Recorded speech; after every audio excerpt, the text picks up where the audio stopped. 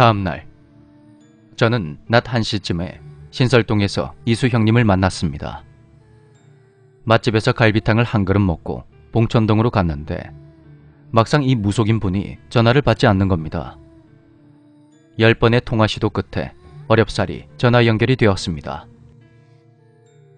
아이고, 제가 깜빡 잠이 들었네요. 지금 어디세요? 솔직히 좀 어이가 없었습니다.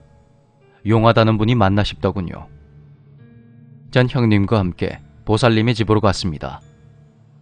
집은 보통의 평범한 가정집이었는데 저를 표시하는 마크와 함께 석가탄신일을 위한 연등과 아기 부처님의 그림이 몇 개 걸려 있었습니다.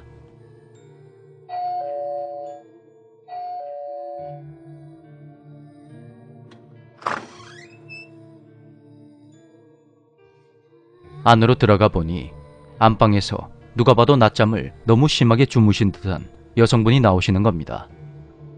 그분은 부수수한 머리에 우리네 어머님들이 자주 입으시는 원피스를 입고 계셨는데 급히 매무새를 단정하신 게 눈에 보이더군요. 그 모습에 저는 피식하고 웃음이 나왔고 형님 역시도 실망을 하신 듯 했습니다. 태어나서 처음 가보는 무당집이라 나름 환상을 가지고 있었던 저는 그래, 저분들도 사람이지 하는 생각에 웃어버렸습니다. 보살님은 신을 모시는 방으로 우리를 안내하며 혼잣말을 하셨습니다. 요즘 애기들이 참 많이 오네. 그래, 이게 다 팔자지. 방에 들어가니 향냄새와 함께 불상 특유의 금속 냄새가 은은하게 풍겨왔습니다. 방을 둘러보니 낯익은 불상이 있더군요. 붉은 얼굴에 긴 수염, 그리고 오른손에 들려있는 청룡 언얼도. 그것은 무속인들이 많이 모시는 불상 중 하나인 관제상이었습니다. 관제란 삼국지에 나오는 관우를 말합니다. 실제로 우리나라에는 관제묘라고 해서 관우를 모시는 사당이 꽤 있다고 하더군요. 보살님은 방석을 2개 깔아주시더니 잠시 기다리라며 밖으로 나가셨고 저는 관우 불상을 빤히 쳐다보고 있었습니다. 그런데 그 순간 목 뒤쪽이 끊어질 듯이 아프더군요. 날이 흐려서 그런 건지 예전에 다쳤던 부위가 반응하는구나 했지만 통증은 점점 더 심해졌습니다. 형님이 옆에 계셔서 이를 악물고 참았지만 통증은 몸이 파르르 떨릴 정도로 심해져 갔죠. 뭔가 목 안에 꽉 얹혀있는 듯한 그런 느낌이 강하더군요. 그때 단아한 개량 한복에 화장발을 곱게 세우신 보살님이 들어와서 절 향해 대뜸 소리를 치셨습니다.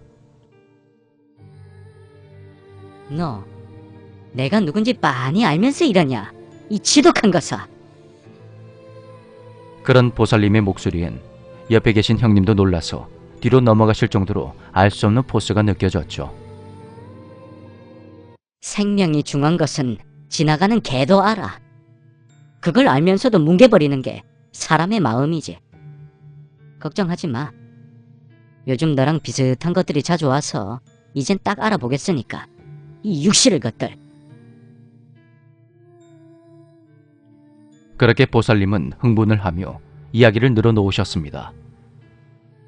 사실 저는 21살 때 만난 첫사랑과 오랜 연애를 하며 아이를 가졌던 적이 있습니다. 당장 막노동을 해서라도 꼭 낳아서 키우려고 했지만 양쪽 집안의 반대가 너무 심했습니다. 결국 지극히 보수적이신 아버지의 강력한 반대로 아이를 지우게 되었습니다. 그녀에게도 아이에게도 참 못할 짓이었습니다. 보살님의 몇 마디에 감이 왔던 저는 보살님에게 물었습니다. 지금 눈에 보이는 아이가 제가 예전에 지웠던 그 아이입니까? 시간이 꽤 지났는데 왜 이제야 보이는 거죠? 그 아이의 혼령이 너에게 있었던 건 맞지만 지금은 아니야. 아주 지독한 다른 것이 붙어 있어. 보살님은 미간을 꿈틀거리며 저를 무섭게 노려봤습니다. 그 순간 귀신보다 그 양반이 더 무서워지더군요. 그런데 이 아저씨랑 놀래. 나 보내려고 하지 마. 물론 쉽게 안 나갈 거지만.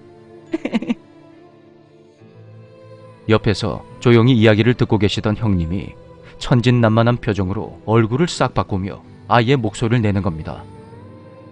형님이 다음으로 하는 말은 더욱 소름 끼쳤습니다. 아줌마, 이 아저씨는 나를 본다? 이 기억을 마지막으로 전 기절을 했습니다. 정신을 차려보니 거실 소파 위에 있더군요. 형님과 보살님은 부엌에서 커피를 마시고 있었습니다. 어깨와 목에 심한 쓰라림을 동반한 통증이 느껴지는 겁니다. 소변도 마려워서 화장실로 가는 그 잠깐 동안 내가 언제 쓰러졌는지, 왜 쓰러졌는지가 모두 생각이 났습니다. 화장실 문을 열어보니 구석에 있는 변기조차 무서워지더군요. 그렇게 볼일을 보고 세면대 앞에 섰는데 가슴 쪽과 쇄골, 목 부분이 온통 멍퉁성이인 겁니다. 밖으로 나와서 부엌으로 가자 보살님이 저에게 물으셨습니다. 어제 무슨 일이 있었어요? 그리고 제 이야기를 들으신 보살님은 그런 존재들을 목격하면 무조건 모른 척 하라고 하셨습니다. 그들은 외로움에 사무친 존재라고 하시더군요. 다행히 저는 무속인의 운명은 아니라 하셨습니다. 전 냉커피를 한 잔 마시며 복채를 드리고 형님과 함께 그곳을 나왔습니다. 전 형님을 모셔다 드리는 차 안에서 제가 쓰러진 후에 무슨 일이 있었는지 물었습니다. 형님이 정신을 차려보니 보살님이 여러 색깔의 끈으로 옆에 쓰러져 있는 제 어깨를 마구 때리고 있었다고 합니다. 아이고, 이제야 갔네. 나갔어. 아이고, 독한 것. 그 말을 끝으로 정신을 잃은 저를 소파에 눕힌 후에 형님과 보살님은 일수 형님의 문제를 의논했다고 합니다. 본인이 아이의 혼령에 빙의 되었던 것을 모르시는 건지 아니면 모른 척 하시는 건진 아직도 잘 모르겠습니다. 응급차 위에 있었던 그 아이의 정체도 끝끝내 알 수가 없었죠. 문득 TV에서 어떤 무속인이 했던 말이 생각납니다. 대부분의 령들은 자신이 죽었던 장소에 머물러 있다.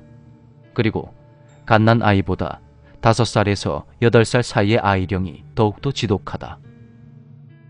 그 아이도 아마 응급차에 얽힌 사연을 가진 그런 혼령이었겠죠.